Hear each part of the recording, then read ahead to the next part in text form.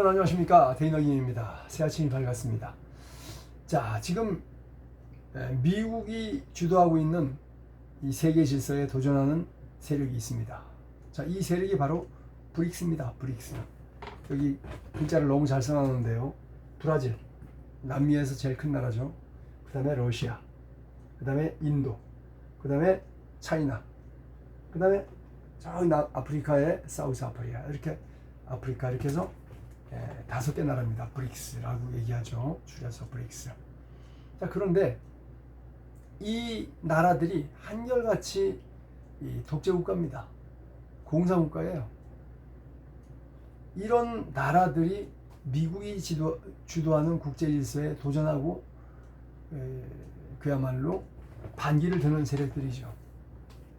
이 자들이 또 어떻게 하고 있느냐가 사실 전 세계 평화에 굉장히 영향을 많이 끼치는데요. 그나마 인도는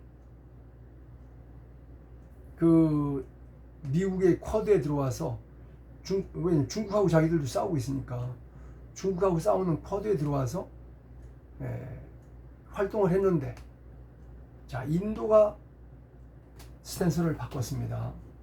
자, 이게 상당한 어떤 변수가 되지 않을까 이런 생각이 들면서 미국이 주도하는 이 세계 질서에 도전하는 나라들 결국 한 방에 훅 간다. 그럴 수밖에 없다.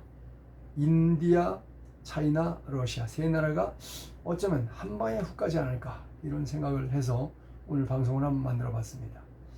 자, 여러분 보십시오. 중국, 인도, 러시아까지 한 방에 훅 간다. 희한하죠? 안미 경중, 안보는 미국에 의존하고 경제는 중국 오랑캐들에게 의존한다. 이런 말을 우리나라 좌파 정권이 만들어냈는데 인도가 이렇게 돼버렸어요. 모디 정권도 안미 경중을 하겠다는 거예요. 한국 좌파 정권이 했던 걸 따라하겠다는 거죠.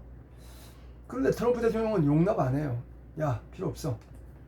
너 중국 쪽에 쓸 거야, 미국 쪽에 쓸 거야. 선택해. 택 1이야, 택 1. 여러분 사지선다 시험을 우리가 학교 다닐 때 많이 봤는데 그중에 한 개만 택해야 됩니다. 두 개를 택할 수가 없어요.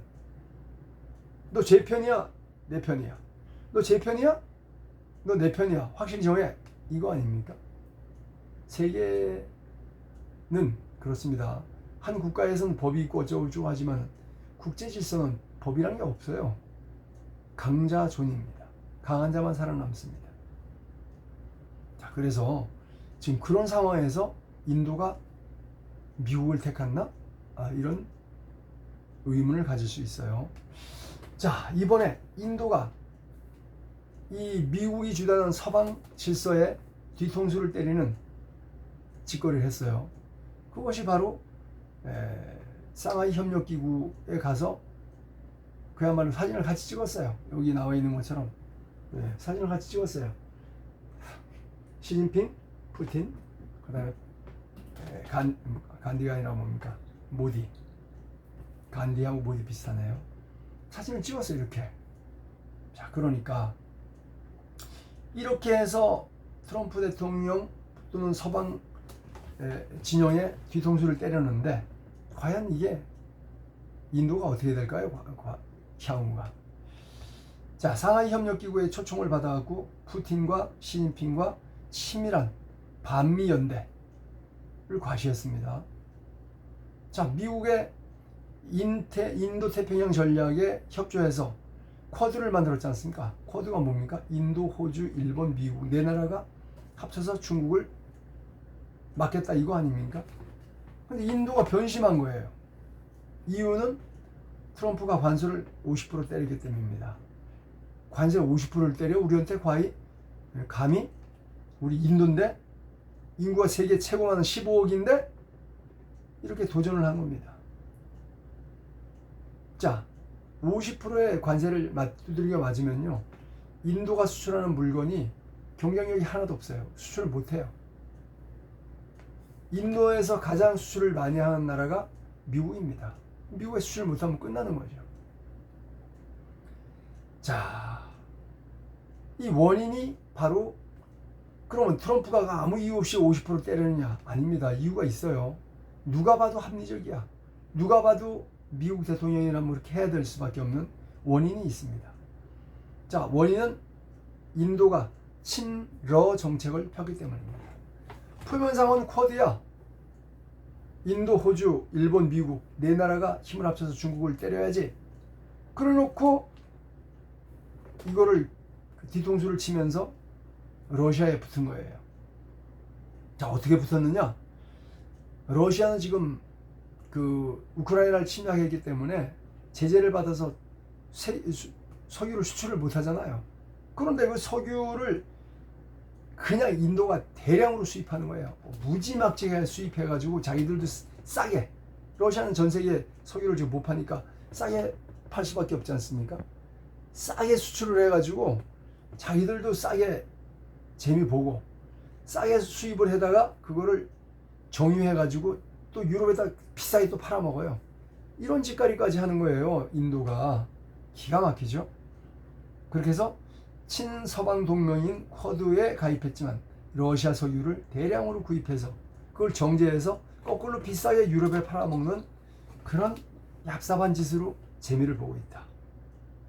자, 유럽과 한국, 일본, 미국은 고유가에 신음하고 있는데 석유를 헐값에 사가지고 싸게 쓰고 그 다음에 또 그걸 정제해서 유럽에 또 비싸게 팔아먹는 아주 얍삽한 짓을 하고 있어요. 이게 인도입니다. 그러니까 트럼프가 인내 한계가 와서 야, 인도 니들 그런 못된 짓을 하면 안 돼. 관세 50%를 때린 겁니다. 자, 그러니까 인도는 이제 미국에 수출해서 돈을 무지막지하게 벌었어요. 그런데 이제 트럼프가 관세 50%를 때려버리니까 이게 미국에 수출을 못하게 되는 상황이 됐습니다. 자, 이게 어떤 이유가 있냐 하면은 보세요. 인도가 대량으로 석유를 사주잖아요. 그러면 그거를 러시아가 달러로 받을 거 아닙니까? 달러로 받아가지고 그 달러로다가 여기저기 나라에서 물건을 막 수입하는 거예요. 러시아가 전쟁을 수행할 수 있도록 인도가 돈을 대주는 거 아니겠습니까? 기가 막히죠. 우크라이나 침략 전쟁에 돈을 대주는 게 바로 인도다. 그래서 트럼프가 관세 폭탄을 때린 거고요. 러시아 돈줄을 끊기 위한 겁니다. 트럼프가 인도를 고생시키기 위해서 인도를 어렵게 하기 위해서가 아니라 러시아 석유를 더 이상 수입하지 못하게 해서 러시아의 돈줄을 끊어서 러시아가 전쟁을 더 이상 수행하지 못해서 러우 전쟁이 빨리 끝나게 하려는 전략인 것 아니겠습니까? 자, 트럼프의 관세 폭탄을 맞았기 때문에 인도 경기가 박살이 났어요. 산업이 붕괴 위기에 직면했습니다. 자, 인도가 제일 많이 파는 게 아마 미국의 의류일 겁니다. 의류. 또 인도가 세계에서 가장 많이 목화를 생산하지 않습니까? 목화.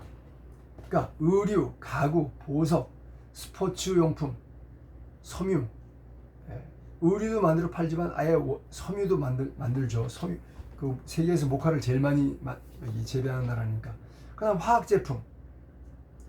이게 미국으로 수출하는 게 70%예요. 인도 산업의 70%가 미국 수출을 바라보고 하는 거예요. 박살난 거죠. 그러다 보니까 달러가 들어오지 않다 보니까 어떻게 돼요? 인도의 화폐인 루피라는 인도의 화폐입니다. 완전히 그냥 박살이 났어요. 환율이 확 올라가요.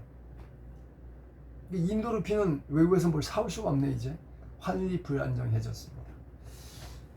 자, 그러다 보니까 인도에 투자를 못해. 외국에서 투자 위축됩니다. 그리고 수출을 못해요. 수출 경쟁력이 둔화됐어. 인도 경제가 아주 폭망하고 있는 상황이에요. 작년에 2024년도에 그야말로 미국에다가 120조 원을 팔아먹었어요. 무지막지하게 팔아먹은 거죠. 120조 원을 1년에 작년에 미국에 팔아먹었어요. 근데 이게 하나도 수출하지 못하면 인도의 경제 120조 원이 빵꾸가 나는 거예요. 그럼 인도 경제 공장 다 올스톱이 되는 겁니다. 자, 그러면 모디 정권이 흔들리게 됩니다. 미국 의존도가 가장 큰 나라에서 수출이 더 이상 안 되면 그 정권이 무너지는 거죠.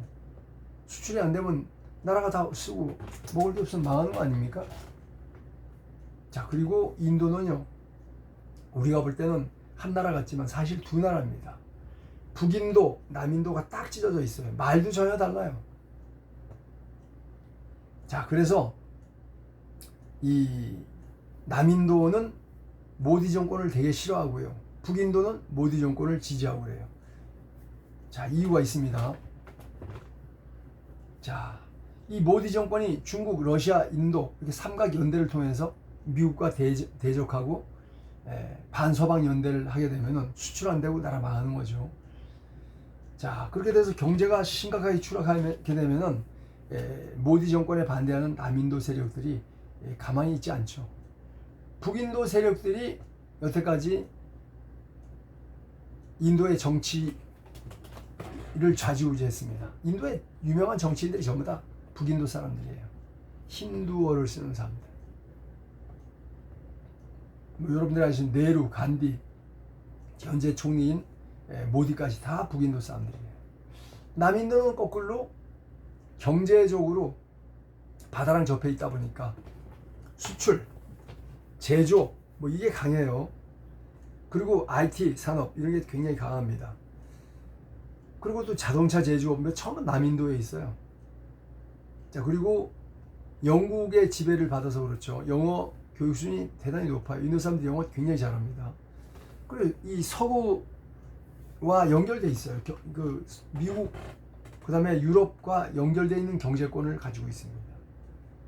그러니까 모디 정권이 되게 싫은 거지. 이 사람들은요. 경제가 폭망하면 북인도는 뭐 농사나 짓고 이런 사람들이 별 타격을 못 받고 남인도는 전부 다 제조업, 무역업, 뭐 서비스업이다 보니까 미국하고 이 무역이 끊어지면 끝나는 거예요. 자, 인도가 왜 두 나라로 쪼개져 있느냐? 인도는요 언어가 전혀 다릅니다. 남인도는 드라비다어를 써요. 드라비다어 여러분 들어보셨을 겁니다. 타밀어 아시죠? 타밀 반군 뭐 들어보셨죠? 타밀어를 씁니다. 근데 북인도는 힌두어를 써요. 힌두교 지역이야. 남인도는 기독교 지역이에요. 어떻게 생각하면 완전히 서로 문화가 달라요. 말도 달라. 북인도 사람하고 남인도 사람하고 서로 대화가 안 됩니다. 전혀 대화가 안 돼요. 자, 북인도는 그 수도도 거기 있고 정치적 권력 기반이 다 북인도에 있습니다. 그러니까 북인도는 정치 권력, 그 다음에 인구도 많아요. 이쪽이. 종교 중심, 전통 중심이고요. 남인도는 경제, 기술, 무역, 그 다음에 이 서비스업 중심이에요. 그러니까 남인도 쪽은 글로벌화, 세계화가 있어갖고 영어를 다 잘해. 북인도와 확실하게 차이가 있어요. 말이 서로 안 통할 정도니까 뭐 엄청나게 차이가 있어요. 뭐 중국처럼 여러 수십 개 언어가 아니라 딱 두 가지입니다. 힌디어와 드라비다어 딱 두 가지로 쪼개져 있고요. 남인도와 북인도로 확실하게 쪼개져 있어요. 자, 이렇게 관세 폭탄을 맞고 남인도 경제적으로 심각한 타격을 받으면은 이미 잘 먹고 잘 사는 이 남인도 사람들이 가만히 있지 않을 겁니다. 서방 경제에 그야말로 편입되어 가지고 수출 시장을 바라보고 수출 돼야 먹고 사는 남인도 경제가 폭망하게 되면요, 이 사람들 가만히 있겠어요? 그러지 않아도 정치적 지배를 받는 북인도 사람에 대한 반감이 있는데 가만히 있지 않을 겁니다. 자, 힌두교, 민족주의, 그 다음에 중국과 러시아와 연대하려는 모디 총리에 대한 대반발이 일어날 조짐이 보이고 있고요. 남북 인도 분쟁이 역사적으로 깊었는데 그리고 말이 서로 통하지 않아요. 언어가 북인도는 힌두어, 남인도는 드라비다어. 자, 언어 문제를 가지고 전쟁까지는 아니지만 굉장히 큰 분쟁이 있었습니다. 1950년대, 60년대예요. 뭐 힌디어 쓰는 사람들이 다 권력을 계속 지금까지 잡아왔기 때문에 그때 그 사람들이 야, 우리 인도의 국가 언어는 힌디어야 이렇게 선포를 했어요. 그랬더니 남인도에서 대규모 데모가 일어났어요.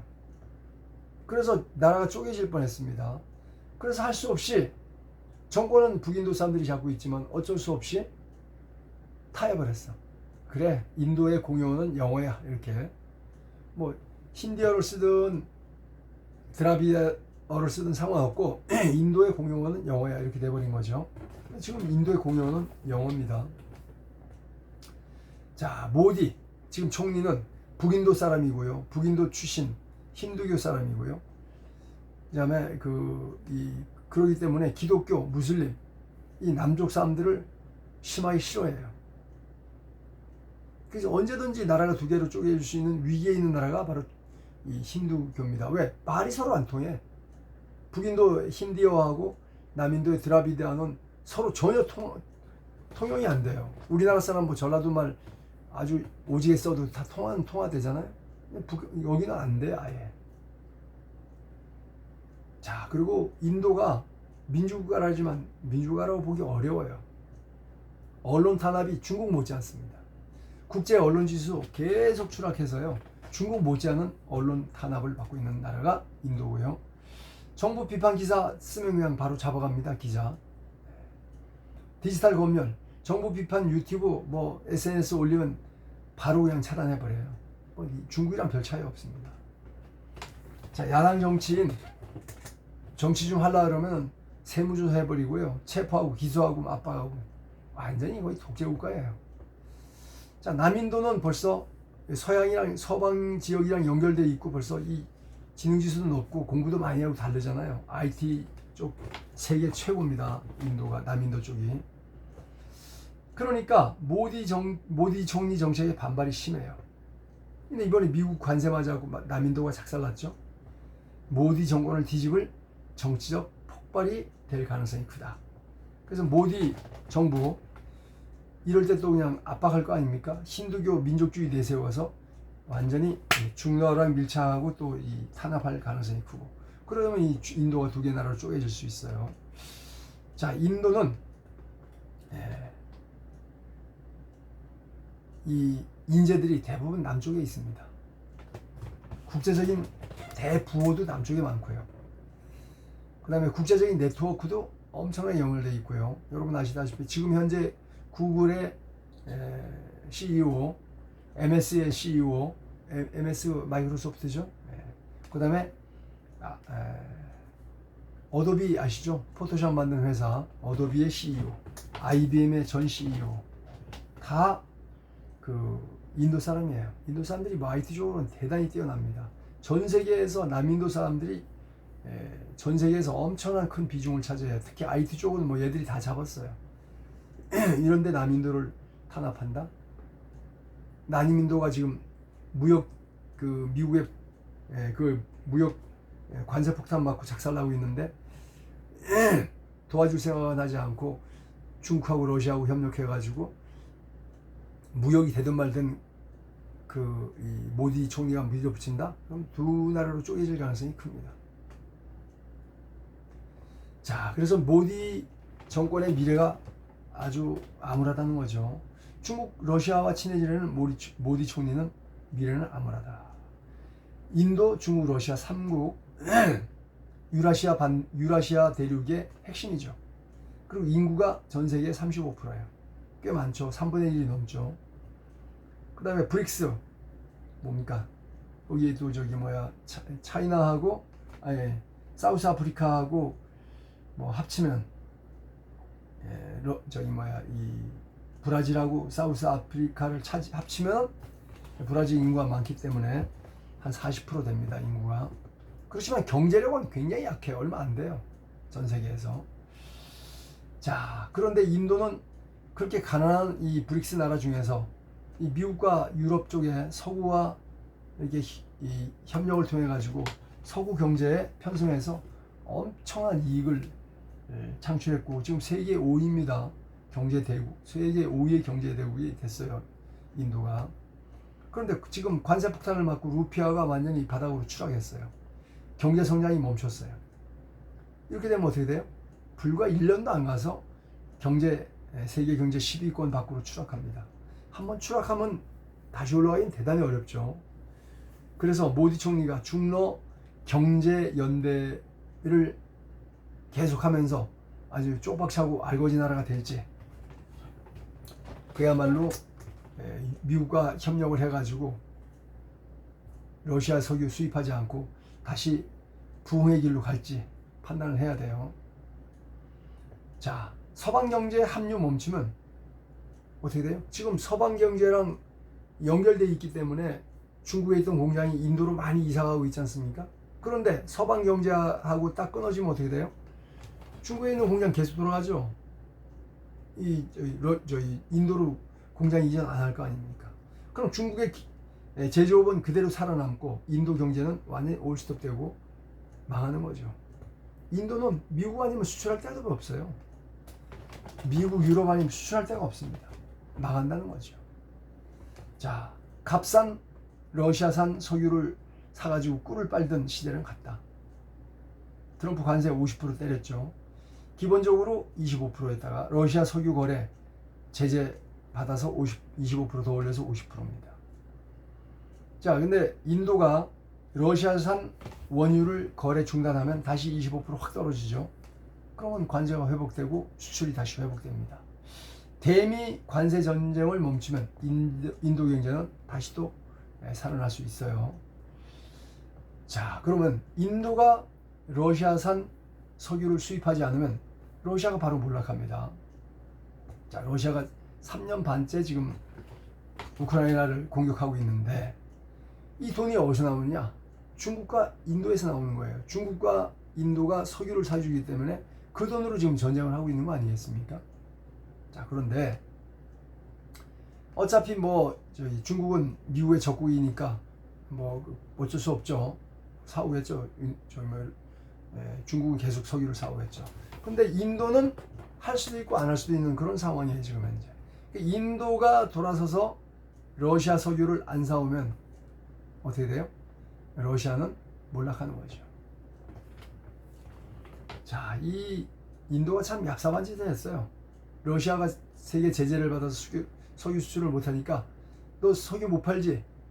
우리한테 팔아. 그 대신 싸게 팔아. 그렇게 싸게 사다가 지들도 싸게 쓰고 그걸 정제해가지고 유럽으로 다시 또 역수출했어요. 역수출 아니라 제2 수출을 한 거지. U턴이 아니라 J턴 해서 유럽에다 비싸게 팔아먹었어요. 이런 얍삽한 짓을 한 거예요. 얌체짓거리 한 겁니다. 그렇지만 이제 트럼프의 50% 관세 때리면 인도가 러시아 수입을 중단할 수 있습니다. 아직은 안 했지만 할 수 있어요. 그렇게 되면 러시아 경제는 즉각 파국을 맞습니다. 자, 2022년 이후 러시아산 원유의 최대 수입국 중에 하나가 바로 인도입니다. 자, 그래서 이렇게 러시아산 원유를 싸게 사서 싸게 쓰고 또 가공해서 비싸게 팔아먹고 이런 얌체짓을 더 이상 안 하게 된다면은 러시아는 바로 위기가 되는 거죠. 위기 도래합니다. 그래서 이제 인도가 안 사주니까 러시아는 다시 또 팔 때가 이제는 진짜 중국밖에 없죠. 중국은 배짱 내밀죠. 야, 우리 비싸게 안 살 거야. 더 싸게 팔아. 러시아는 작살나는 거죠. 그나마 지금 인도하고 중국이 양쪽이 사주니까 가격을 적당히 그래도 싸게 덤핑은 하지만 적당히 받고 있는데 인도가 우리 못 사. 이제 미국이 제재해서 우리 못 사. 이러면 어떻게 돼요? 살 나라가 오로지 중국밖에 없어요. 중국이 야, 우리 석유 더 싸게 안 주면 우리 안 살 거야. 이렇게 배짱 내밀면 더 싸게 팔아야 되죠. 러시아는 쫄딱 망하는 겁니다. 자, 지금 현재 러시아의 GDP가 인도가 안 사주면 한 10% 이상 감소해버려요. 자, 러시아 GDP가 작년에 2조 달러였습니다. 2조 달러. 2조 달러였는데 인도가 딱 멈추면 바로 1.8조 달러로 그 이하로 추락해버려요. 그럼 바로 우리 대한민국 GDP에 역전 나갑니다. 우리 대한민국이 GDP에서 러시아를 앞서게 되는, 역전하게 되는 거죠. 자, 그렇게 되면 러시아가 더 이상 전쟁을 수행할 수 없어요. 그렇게 해서 러우 전쟁에서 패배하고 그 다음에 어떻게 돼요? 반서방 세력들이 작살나는 그런 프레임이 짜진다 이겁니다. 자, 트럼프의 묘수입니다. 러우 전쟁을 결정짓는 트럼프의 관세 폭탄. 트럼프가 나쁜 뜻으로 했습니까? 우크라이나 전쟁 멈추게 하려면 러시아의 돈줄을 막는 거예요. 그게 바로 인도의 석유를 못 사게 하는 거죠. 효과적으로 세계 평화를 컨트롤하고 있습니다. 트럼프만한 사람이 역사상 있었습니까? 저는 없다고 봐요. 자, 인도의 러시아 원유 수입이 차단되면 러우 전쟁은 그냥 결정됩니다. 그냥 러시아가 빨리 휴전을 하거나 아니면 전쟁을 더 이상 못하면 오히려 우크라이나에게 땅을 뺏기는 수도 있을 수 있어요. 자, 그리고 러우 전쟁에 이 바로 세계 패권을 결정질 수 있습니다. 자, 모디 총리가 어떻게 선택하느냐? 브릭스, 즉 상하이 협력기구에 동참해가지고 끝까지 러시아, 차이나, 인도가 이렇게 서로 협력해서 계속 석유 사주면서 그 다음에 인도의 모든 수출품은 하나도 수출 안 되고 알거지되는 그런 걸 택할 것인지. 자, 인도의 제품을 미국과 서방 각국에 다 팔아먹고, 서방이라는 건 우리나라도 속하고 일본도 속하고 유럽도 속하고 다 그거죠. 팔아먹고 번영의 길로 할지, 모디 총리가 망조로 갈 브릭스를 택할지, 상하이 협력기구를 택할지, 아니면 번영으로 가는 길을 택할지를 결정해야 되는 그런 시점입니다. 자, 이런 시점에 와 있습니다. 과연 모디 총리는 뭐를 택할까요? 저는 잘 모르겠어요. 그러나 남인도 사람들이 강력하게 압박한다면 모디도 어쩔 수 없이 미국과 협력해서 서방 진영에 수출하는 길을 택하지 않을까, 이런 생각을 합니다. 딴 데서 석유 사도 되잖아요. 구태여 러시아에 사서 러시아 우크라이나 사람들 그렇게 많이 죽이는 전쟁을 하도록 도와준다. 어떻게 생각하면 모디도 그 수많은 그 우크라이나 사람, 러시아 사람들 죽음의 전쟁, 모디가 죽인 것도 몇십만이 될 것 같다, 이런 생각이 들어요. 전쟁 원흉이죠. 모디 총리는 전쟁 원흉이 되고 말았어요. 과연 모디가 뭘 택할지 우리가 지켜봐야 될 겁니다. 자, 오늘 하루도 여러분 힘차고 즐거운 하루 되시기 바랍니다. 시청해 주셔서 감사합니다. 고맙습니다.